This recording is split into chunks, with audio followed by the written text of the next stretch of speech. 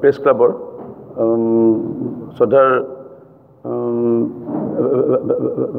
জ্যেষ্ঠ সাংবাদিকসকলকে প্ৰমুখ্য কৰি সন্মানীয় প্ৰিণ্ট মিডিয়া আৰু ইলেক্ট্ৰনিক মিডিয়া শ্ৰদ্ধাৰ বন্ধুসকল, আমি বৰ্তমান দেশৰ লগতে অসমো আমি সাজু হৈছোঁ। পৰহি দিনাখন আমাৰ ভোটদান হ'ব লোকসভা নিৰ্বাচনৰ বাবে। আমি গণতান্ত্ৰিক এখন দেশৰ নাগৰিক হিচাপে আমি ভোটদান কৰিবলৈ গৈ আছোঁ। নতুন চৰকাৰ, নতুন প্ৰধানমন্ত্ৰী আমি নিৰ্বাচন কৰিব লাগিব। বিগত 5 বছৰত আমি দেখা পালোঁ যে এজন ফাঁকিবাজ, এজন মিছলীয়া, এজন প্ৰবঞ্চক প্ৰধানমন্ত্ৰী দেশবাসীয়ে আমি পালোঁ নৰেন্দ্ৰ মোদীক, যিজন প্ৰধানমন্ত্ৰীয়ে সমগ্ৰ অসমবাসী ৰাইজক ঠগাই নহয়, সমগ্ৰ দেশবাসী ৰাইজক ঠগিলে। যিজন প্ৰবঞ্চক ইতিমধ্যে প্ৰমাণিত হ'ল যেন তেওঁ এজন প্ৰবঞ্চক, এজন ঠগবাজ। প্ৰথম তেওঁ ৰাইজৰ ভোট পোৱাৰ বাবে এটা ৰণকৌশল প্ৰস্তুত কৰিলে 2014 চনৰ আগত, যে তেওঁ চাহ দোকানী এজন পৰিয়ালৰ ব্যক্তি। সৰুতে তেওঁ চাহ বিকি পেলাই তেওঁ ডাঙৰ হোৱা, কিন্তু পিছলৈ প্ৰমাণিত হ'ল যে যিটো ৰেলৱে ষ্টেচনত তেওঁ চাহ বিকিছোঁ বুলি কৈছিল, সেইটো ৰেলৱে ষ্টেচন তেওঁ ডেকা বয়সৰ পিছত সেই ৰেলৱে ষ্টেচনটো হোৱা প্ৰমাণিত হ'ল। তেখেতৰ যি নথি পত্ৰ, তেখেতৰ পঢ়াৰ যিটো কোৱালিফিকেশ্যন পিছলৈ ধৰা পৰিল যে সেই মিছা তথ্য তেওঁ দাঙি ধৰিছিল। তেওঁ কলেজ যোৱাই নাছিল, তেওঁ ডিগ্ৰী যি ধাৰি উল্লেখ কৰিছিল সেয়া নহয়, তেওঁ প্ৰকৃত সেই ব্যক্তি। পিছলৈকে আমি দেখা পালোঁ যে তেওঁ নিজকে কৈছিল যে মই দেশৰ প্ৰধানমন্ত্ৰী নহয়, চকীদাৰ হৈ থাকিম। কিন্তু আমি দেখা পালোঁ যে বিভিন্ন ধৰণৰ কেলেংকাৰী দেশত হৈ গ'ল, আৰু কৃষকসকলৰে তেখেতৰ প্ৰতিশ্ৰুতি যি আছিল ঋণ মুক্ত কৰি দিব কৃষকসকলক, সেই সময়ত 2014 চনৰ আগত মিঠা কথা কৈ পেলাই ভোট ল'লে। পিছলৈ গৈ পেলাই আমি দেখা পালোঁ যিসকল ধনী লোক দেশক যিসকলে ঠগিলে, নীৰৱ মোদী হওক, বিজয় মালিয়া হওক, সেইসকলক ঋণ মাফ কৰি দিলে বা তেওঁলোকে টকা লৈ গুচি গ'ল, নীৰৱ মোদীৰ পৰা আদি কৰি অনেকজনে। কিন্তু নৰেন্দ্ৰ মোদীয়ে তেওঁলোকৰ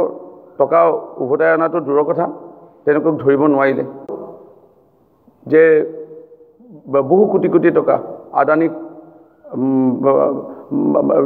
এয়াৰপৰ্টসমূহ দি দিয়া নিৰ্বাচনৰ আগমুহূৰ্তত, অৰ্থাৎ নিৰ্বাচনৰ কাৰণে বিজেপি দলৰ হৈ টকা সংগ্ৰহ কৰা নামি পৰিছিল নৰেন্দ্ৰ মোদীয়ে। 5 বছৰ একো নকৰি এতিয়া টকাৰ জোৰত নিৰ্বাচন খেলাৰ বাবে আদানীক এয়াৰপৰ্টসমূহ দি দিয়া, ৰিলায়েন্সক কোটি টকা ঋণ মাফ কৰি দিয়া। আৰু আমি শেহতীয়াকৈ দেখা পালোঁ ৰাফেল যিটো কেলেংকাৰী,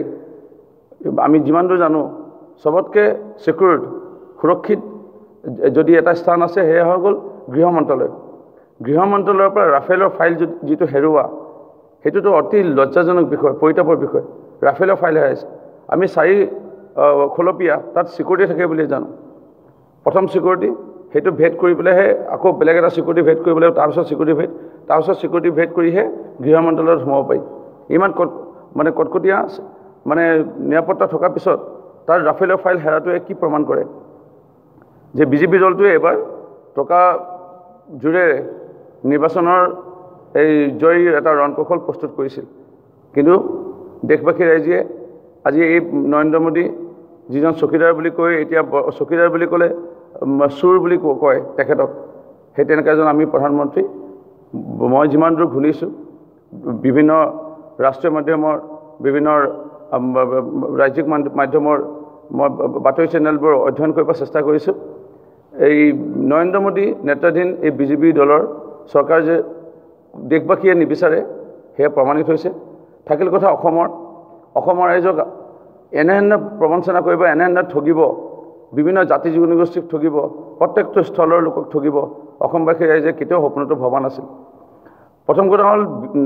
2014 চনত কৈছিল 16 মে'ত বাংলাদেশী বিদেশী খেদিম বুলি ক'লে। আজি তাৰিখত আমি দেখা পাইছোঁ যে হিন্দু লোকসকলৰ সুৰক্ষা পাবে বুলি নাগৰিকত্ব সংশোধনী বিধেয়ক আনিব বিচাৰিছে, যি সময়ত ডিটেনশ্যন কেম্পত আপোনালোকে জানে গোৱালপাৰাত এজন জ্যেষ্ঠ ব্যক্তি চিকিৎসাৰ অভাৱত দাস নামৰ এজন ব্যক্তি বেংগলী হিন্দু বেংগলী লোক অৰ্থাৎ হিন্দু লোকৰ চিকিৎসাৰ অভাৱত খাদ্যৰ অভাৱত মৃত্যু হ'ব লগা হ'ল তেনে হিন্দু লোকসকলৰ সুৰক্ষাৰ কথা কৈ আছে হিন্দু লোকসকলৰ মৃত্যু হৈছে চিকিৎসাৰ অভাৱত স্বাস্থ্য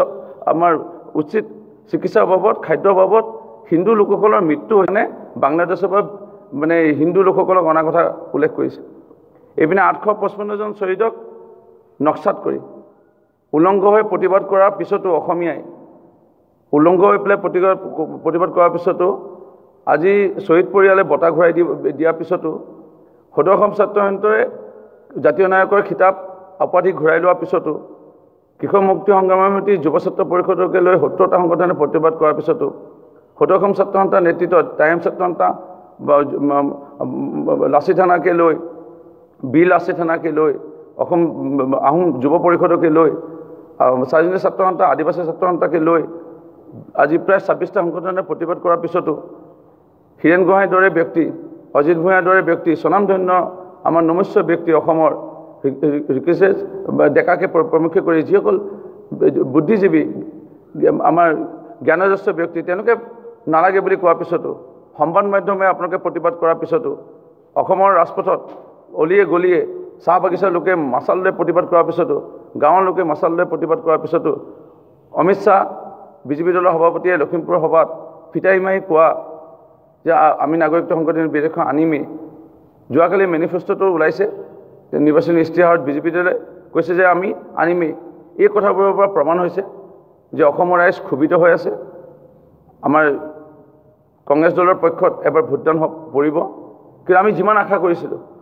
তাতকৈ কিন্তু বেছি ভোট পাম সেইকাৰণে আমি খুবেই মানে উল্লাসিত খুবেই আনন্দিত হৈ আছোঁ এইপিনে 6 জনগোষ্ঠীৰ লোকসকলক কোৱা হৈছিল আমি যিমান দূৰ জানো 14 চনত আহোম লোকসকলক মটক মৰাণ কোচ ৰাজবংশী চুতীয়া চাহ জনগোষ্ঠীকে হওক আৰু এইসমূহ জনগোষ্ঠী 6 জনগোষ্ঠী যিসমূহ জাতীয় সংগঠন ছাত্ৰ সংগঠন টাইম ছাত্ৰ সন্থা হওক যুৱ পৰিষদে হওক মটক ছাত্ৰ সন্থা মৰাণ ছাত্ৰ সন্থা চুতীয়া ছাত্ৰ সন্থা কোচ ৰাজবংশী ছাত্ৰ সন্থা চানজুৰি ছাত্ৰ সন্থা আদিবাসী ছাত্ৰ সন্থাক কোৱা হৈছিল আৰু তেওঁলোকক বিজেপি দলটোৱে সহায় বিচাৰিছে আৰু জনজাতীয়কৰণ কৰি দিম বুলি এই আশাটোত বা পাম বুলি আশাটোত তেওঁলোকেও কিন্তু বিভিন্ন ছাত্ৰ সংগঠনে বিজেপি দলক সহায় কৰিছে যাৰ অন্যতম এটা কাৰণ আছিলে 2014 চনত আমি কেওটা লোকসভা নিৰ্বাচনত আমাৰ প্ৰাৰ্থী আমি হাৰিছিলোঁ আৰু ঠিক 2016 চনৰ বিধানসভা নিৰ্বাচনতো আমাৰ জাতি মাটি ভেটি ৰক্ষা কৰাৰ প্ৰতিশ্ৰুতি দিয়াৰ পিছত শৰাইঘাটৰ শেষৰণ জনজাতীয়কৰণ কৰি দিম বিদেশী নানো বিদেশী খেদিম এই বুলি কোৱাৰ পিছত বা পঞ্চায়ত নিৰ্বাচনৰ আগমুহূৰ্তলৈকে অৰ্থাৎ লোকসভা 19 চনৰ কেইদিনমানৰ আগত হ'লেও জনজাতীয়কৰণ দিম বুলি কোৱাৰ কাৰণে আমাৰ বিভিন্ন জনজাতি ছাত্ৰ সংগঠনে সহায় কৰিছে সেইকাৰণে আমি খুবেই আশাবাদী এইপিনে আমি যদি চাওঁ শ্বহীদ পৰিয়ালে আজি অপমানিত হৈছে শ্বহীদ পৰিয়ালে আজি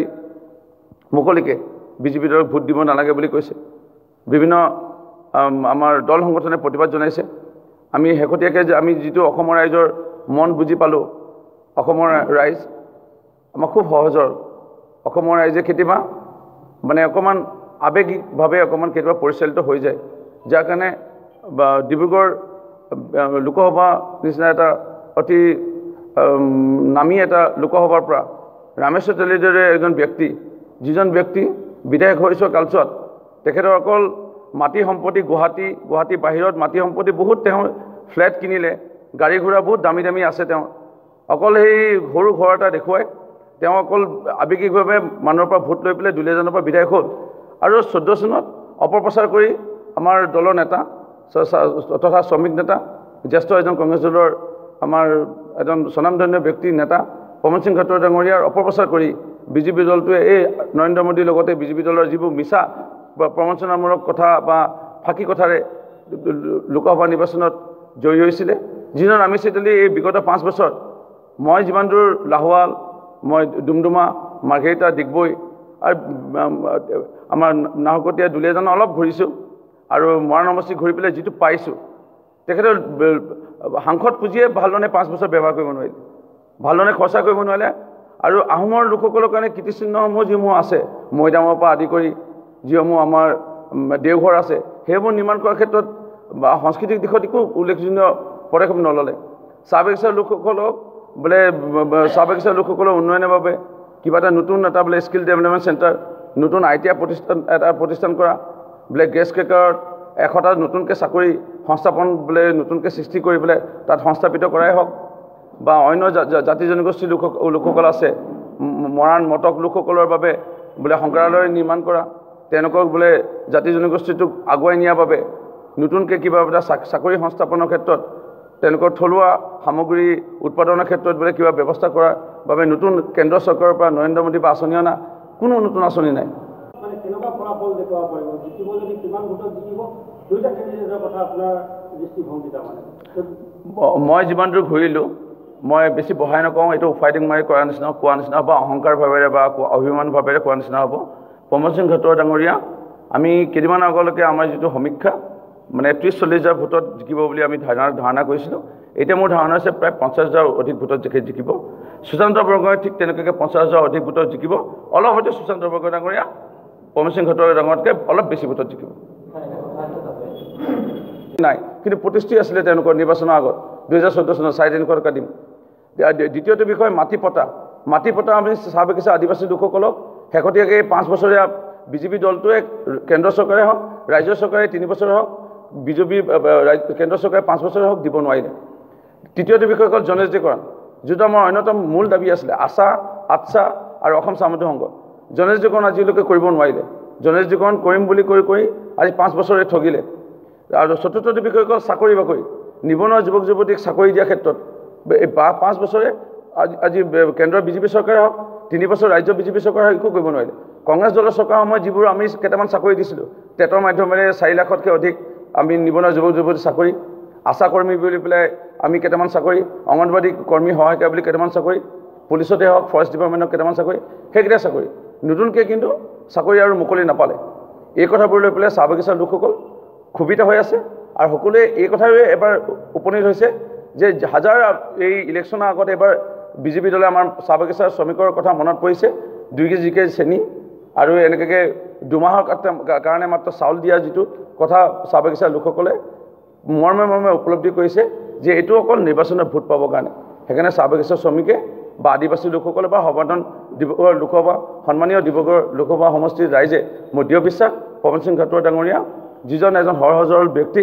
যিজনে প্ৰত্যেক জাতি জনগোষ্ঠীকে সমান্তৰালভাৱে সন্মান জনাই তেখেতৰ কাৰ্যকলাপ তেখেতে কাম কৰি আহিছিল মোৰ দৃঢ় বিশ্বাস প্ৰমোদ সিং ঘটোৱা ডাঙৰীয়াক সকলোৱে সমৰ্থন জনাব আশীৰ্বাদ জনাব আৰু হাতৰ চিহ্নত তেখেতক ভোট দি পেলাই জয় কৰিব আৰু দ্বিতীয় কথা যে হিমন্ত বিশ্ব শৰ্মাই যে ৰোড শ্ব'বিলাকত যথেষ্ট উৎফুল্লিত হৈ পেলাই নৃত্য গীত কৰা দেখিবলৈ পোৱা গৈছে সেই সম্পৰ্কে আপুনি কি ক'ব এই দুটা কথা আপুনি যদি কৈছে চাহ বাগিচাৰ অঞ্চলত এখন বিদ্যালয় প্ৰতিষ্ঠা কৰাৰ কথা আছিল চাহ বাগিচা অঞ্চলৰ কাৰণে বহুত কৰাৰ কথা আছিল আৰু প্ৰতিশ্ৰুতি দিছিলে বহুত যেতিয়াই যায় ৰামেশ্বৰ তেলী ডাঙৰীয়া আমি ফেচবুকত পাইছোঁ হোৱাটছএপ আমি ভিডিঅ'বোৰ পাইছোঁ মানে যুৱকসকলক চাকৰি দিয়াৰ কথা কৈছিলে যুৱতীসকলক চাকৰি দিয়াৰ কথা কৈছিল চিন্তা নাই কৰিবি গেছ কেকাৰে আৰু কটামান চাকৰি ওলাবে হোৱা হ'লেও চাকৰি দিব তদেকে এইবোৰ কথা কৈছিল চিন্তা নাই কটামান ITI খুলিব নতুন ITI হোৱা তদেকে চাকৰি দিব 100খন স্কুলৰ কথা কৈছিল 100টা স্কুলৰ কথা বলল কিন্তু 100টা স্কুলটো ছৰ একটা স্কুলো নাই আৰু নাইও পাৰফেক্ট বনাতলে টেটাৰ মাষ্টৰনী বোলে চাদ্ৰী ভাষাই মাষ্টৰনী দিয়া হবে আদিবাসী আচ্ছাসকলক কোৱা হৈছিল যে চিন্তা নাই সব দাবী পূৰণ কৰা হবে ক'ত এটা দাবী পূৰণ নকৰিলে আৰু থাকিল কথা যেতিয়া হেমন্ত বিশ্ব শৰ্মা পাগলৰ দৰে যেতিয়া নাচি দিলে তাতে প্ৰমাণিত হ'ল যে বিজেপি দলটো এইবাৰ বিদায় নিশ্চিত কাৰণ মাছ এটা যেতিয়া মৃত্যু হয় তেতিয়া খুব অলপ চটপটাই লয় নিগৰটো এনেকৈ চটপটাই লয় তাৰপিছত মাছটো শুই দিয়ে এতিয়া হেমন্ত বিশ্ব শৰ্মাও এনেকৈ মাছৰ দৰে চটপটাই আছে নাচি আছে বা হেমন্ত বিশ্ব শৰ্মাও লাহেতে শুই দিব বিজেপি দল এবাৰ শেষ হ'ব আৰু ভাৰতবৰ্ষই অসমে আমি বিজেপি মুক্ত এখন দেশ বিজেপি মুক্ত এখন ৰাজ্য আমি পাম মানে হেমন্ত বিশ্ব শৰ্মা ডাঙৰীয়া ভৰি পিছল খোৱাটোৱে সোণাৰী সমষ্টিত নিৰ্বাচনী প্ৰচাৰ সভাত যাওঁতে আৰু তেজপুৰত মনোনয়ন পত্ৰ দাখিল ভানু ডাঙৰীয়াৰ আমাৰ কংগ্ৰেছ দলৰ প্ৰাৰ্থী কিন্তু তেখেত আৰু সৰ্বানন্দ সোণোৱাল মুখ্যমন্ত্ৰী হৈ ভুলতে তেওঁলোকৰ ভানু ডাঙৰীয়াৰ মনোনয়ন পত্ৰ দাখিলৰ কোঠাত সোমাই দিয়াটোৱে আৰু শেহতীয়াকৈ তেওঁলোকৰ মুখৰ যিবোৰ কণ্ঠ যেনে মূল কথাবোৰ যিবোৰ অসমৰ ৰাইজৰ ভৱিষ্যতে কি কৰিব বিজেপি দলটোৰ নীতি কি হ'ব এই কথাবোৰ জনাৰ ইচ্ছা প্ৰকাশ কৰিছিল কিন্তু গালি পাৰিয়ে নিৰ্বাচনী সভাবোৰৰ বক্তব্যবোৰ সামৰিব বিচৰাটোৱে আৰু দেশৰ প্ৰধানমন্ত্ৰীগৰাকীয়ে মৰণাত আহি পেলাই যিটো বক্তব্য তেখেতৰ পৰা অসমবাসী ৰাইজে আশা কৰিছিল যে নাগৰিকত্ব সংশোধনী বিধেয়কৰ ওপৰত কি ক'ব 5 বছৰে তেখেতে কি কৰিলে ভৱিষ্যতৰ 5 বছৰ কাৰ্যকালত তেখেতে যদি দায়িত্ব পায় কেনেধৰণে অসমৰ কাৰণে কাম কৰিব ভাৰতৰ কাৰণে কাম কৰিব ডিমনেলাইজেশ্যন বিমুদ্ৰীকৰণৰ ফলত ভাৰত অসম কিমান লাভান্বিত হ'ল নিবনুৱা যুৱক যুৱতী কিবা কাৰণে কেনেধৰণে ব্যৱস্থা ল'ব এইবোৰ কথা আশা কৰিছিল কিন্তু নিৰ্বাচনৰ প্ৰচাৰবোৰ সভাবোৰতে তেওঁলোকৰ বক্তব্যত মানে পৰা মানুহে ইতিমধ্যে ক্ষোভিত হৈছে বা মানুহ নিৰ্বাচনী সভাবোৰৰ পৰা পদত্যাগ মানে যাব লোৱাটোৱে দৃশ্যটোৱে আমাৰ প্ৰমাণ কৰিছে আমি মানে শেহতীয়াকৈ আমি অলপ ভয় খাইছিলোঁ কেইখনমান আসনত আমাৰ অকণমান আমাৰ পজিশ্যন অলপ বেয়া আছিল স্থিতি বেয়া আছিল কিন্তু আজি তাৰিখত মই গৌৰৱেৰে ক'ব বিচাৰোঁ যে 14খনৰ ভিতৰত 14খন আসনে আমি পাম ইউডিএফৰ লগত আপোনালোকৰ যিটো মিত্ৰতা হৈছিল এই মিত্ৰতাটো আপোনালোকক অনিষ্ট কৰিব নেকি ইউডিএফৰ লগত আমাৰ কোনো মিত্ৰতা নাছিল না আছে না হ'ব ভৱিষ্যতৰ দিনত শেহতীয়াকৈ পঞ্চায়ত নিৰ্বাচনৰ পিছত নগাঁও জিলা পৰিষদ বিজেপি আৰু এডিএফে মিলি দখল কৰিলে মৰিগাঁও জিলা পৰিষদ বিজেপি আৰু এডিএফে মিলি পেলাই দখল কৰিলে তাতে প্ৰমাণ হৈছিল আমি শুনি আছিলোঁ কৈ আহিছিলোঁ তাতে প্ৰমাণ হৈ গৈছিল যোৱা পঞ্চায়ত নিৰ্বাচনৰ সময়তে 18 চনৰ যে বিজেপি আৰু এডিএফৰ মিত্ৰালি হৈছে বুলি আৰু সেইটো মিত্ৰালি তেওঁলোকৰ আগৰ পৰা অলপ আছিল সেই সময়ত ওলাই পৰিছিল আজি তাৰিখত তেওঁলোক মিত্ৰতাৰে নিৰ্বাচনত প্ৰতিদ্বন্দ্বিতা কৰিবলৈ গৈ আছে থাকিল কথা আমাৰ যদি ক'ৰবাত কেনেবাকৈ এডিএফৰ লগত মিত্ৰতা হোৱাহেঁতেন আমি এখন দুখন আসন যিটো সংবাদ মাধ্যমত ওলাই আছিল বহু চিন্তাবিদে মত পোষণ কৰিছিলে টক শ্ব'বোৰতো যে দুখন এখন এৰি দিব বুলি আমি 14খনৰ ভিতৰত কংগ্ৰেছ দলে 14খনতে প্ৰতিদ্বন্দ্বিতা কৰিব আমি কৰিছোঁ তাৰমানে আমাৰ এডিএফৰ লগত কোনো মিত্ৰতা নাই ৰামেশ্বৰ তেলী এইবাৰ ৰাইজে কেতিয়াও ভোট নিদিয়ে এই দৃশ্যটো মই প্ৰত্যেক মটক মৰাণ অঞ্চলতে হওক নেপালী সম্প্ৰদায়ৰ লোকসকলে এইবাৰ কৈছে যে RP শৰ্মা ডাঙৰীয়াক এবাৰ বিজেপি দলে যিটো ঠগন দিলে এবাৰ আমি কেতিয়াও বিজেপি দলৰ পক্ষত আমি ভোট নিদিওঁ আমাকো কোৱা হৈছিল যে নেপালী সম্প্ৰদায়ৰ লোকৰ কাৰণে বিভিন্ন বিশেষ আঁচনি লোৱা হ'ব বিগত 5 বছৰ নৰেন্দ্ৰ মোদী চৰকাৰে নেপালী সম্প্ৰদায়ৰ লোকৰ কাৰণে তেনেকৈ বিশেষ কোনো আঁচনি নল'লে আজি যদি চাওঁ আমি সৰ্বসাধাৰণ লোকৰ কাৰণে হওক আজি যিসমূহ আমাৰ তিনিচুকীয়াৰ শিৱদৌলৰ কাৰণে হওক আমাৰ টিলিঙা মন্দিৰৰ কাৰণে হওক বিভিন্ন মন্দিৰ আছে মন্দিৰৰ কাৰণে আজি বিজেপি দলটোৱে হিন্দু কৰি থাকে কিন্তু এই হিন্দু লোকসকলৰ কাৰণে তেনে বিশেষ কোনো আঁচনি নল'লে এইবোৰৰ পৰা প্ৰমাণিত হৈছে যে যোৱা 14 চনৰ নিৰ্বাচনৰ সময়ত নৰেন্দ্ৰ মোদী এইপিনে মিছা প্ৰতিশ্ৰুতি সপোন দেখুওৱাৰ আঁচনিৰ এটা মানে শ্লোগানে ভোটাৰ ৰাইজক আকৰ্ষিত কৰিবলৈ সক্ষম হৈছিল যদিও শেহতীয়াকৈ বিভিন্ন জাতি জনগোষ্ঠীয়ে হওক মটক মৰাণ কোচ ৰাজবংশী চুতীয়া আৰু এই ডিব্ৰুগড়ৰ লোকসভাত যথেষ্ট সংখ্যক লোক আছে নেপালী সম্প্ৰদায়ৰ লোক আছে সৰ্বসাধাৰণ আমাৰ জেনেৰেল কাষ্টৰ লোক আছে কোনোৱে ভোট নিদিয়া বিশেষকৈ নাগৰিকত্ব সংশোধনী বিধেয়ক বিদেশী আনিব বিচৰা 855জন শ্বহীদক পাহৰি আৰু বিশেষকৈ অসম আই মাতৃক অৱমাননা কৰাৰ ইয়াৰ উত্তৰ নিশ্চয় কংগ্ৰেছ দলৰ 7 চিনৰ প্ৰাৰ্থী পৱন সিং খাটুৱাক ভোট দি পেলাই এবাৰ ডিব্ৰুগড় লোকসভাবাসী ৰাইজে নিশ্চয় অসম আই মাতৃক সন্মান জনাই অত্যন্ত পৱন সিং খাটুৱাক ডাঙৰীয়াক ভোট দিব মোৰ দৃঢ় বিশ্বাস থাকিল কথা মই সামৰিব বিচাৰিছোঁ চাহ বাগিচাৰ লোকৰ মই যিমান দূৰ চাহ বাগিচা প্ৰায় প্ৰত্যেক সমষ্টিত 2-3খনকৈ মাজে মাজে মই এই প্ৰায় 10 দিনত মই ষ্টাৰ কেম্পেইনাৰ হিচাপে অসম প্ৰদেশ কংগ্ৰেছ কমিটিৰ মই যদিও বিশেষকৈ আহিব পৰা নাছিলোঁ মই 10 দিনমান আহিব চেষ্টা কৰিলোঁ বিভিন্ন বিধানসভাত ঘূৰি পেলাই এটাই পালোঁ মোৰ বিশেষকৈ দায়িত্ব আছিলে চাহ বাগিচা অঞ্চলত চাহ বাগিচা অঞ্চলৰ ৰাইজে এইটোৱে কৈছে যে আমাক দিম বুলি কৈ 350 টকা মজুৰি আজিলৈকে আমাক নিদিলে কমচে কম 350 দিব নোৱাৰিলে 300 200 200 দিব পাৰিলেও আমি এই বিজেপি দলক কিবা এটা সমৰ্থন কৰিলোহেঁতেন কিন্তু আমাক এটকাও দিব নোৱাৰিলে শেহতীয়াকৈ 30 টকা যিটো বৃদ্ধি হ'ল অসম চাহ মজদুৰ সংঘ পৱন সিং খাটুৱা ডাঙৰীয়াৰ নেতৃত্বত প্ৰত্যেক ব্ৰাঞ্চে আমি ৰাজপথত আহি পেলাই প্ৰতিবাদ কৰিলোঁ জোৰ লৈ সমদল কৰিলোঁ আমি বাগিচাৰ মালিকৰ আমি বাংলোৰ সন্মুখত কাৰ্যালয়ৰ সন্মুখত ধৰ্ণা কাৰ্যসূচী লোৱাৰ বাবে মালিক পক্ষই বাধ্যত পৰি 30 টকাকৈ আমাৰ বৃদ্ধি কৰিলে